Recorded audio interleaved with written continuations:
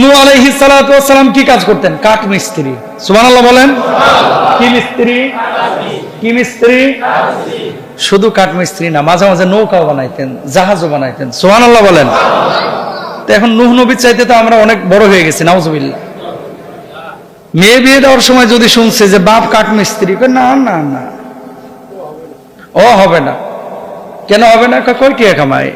শোনেন, কোন কাজকে, ওই যে বললাম, এখন বলেন কেন এই কথাগুলো বলতেছেন? নূহ নবী কাঠমিস্ত্রি কাজ করেছে, আমরা কি করতে পারি না? আমি হুজুর হয়েছি তাই কি হয়েছে? আমি কি পারি না কাঠমিস্ত্রি কাজ করতে? আমি কি পারি না যে দোকানদারি করতে? ইনশাল্লাহ বলেন। অনেক বেকার ছেলেরা আছে, চাকরির জন্য ঘুরতে ঘুরতে ঘুরতে জুতোর তলা ক্ষয় করে ফেলায়, একটাবার মাথায় তার কাজ করে না, যায় না গ্রামে।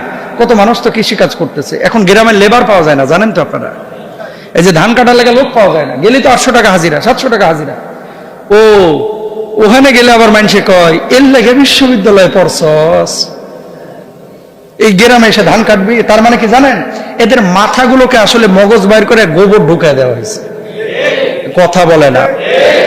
ঢাকা শহরে পড়ে এসে এখানে ধান কাটবি? খবরদার, কোন মুসলমানের কথা বলতে পারে না। কথা বলেন ঠিক কিনা? তো কাজকে ছোট করে দেখা মানে আল্লাহর নবীদের কাজকে ছোট করে দেখা, ঠিক কিনা ভাইরা? এই জন্য কাজকে কাজ হিসেবে দেখবেন, কোনো কাজকে ছোট করবেন না, ইনশাল্লাহ বলেন।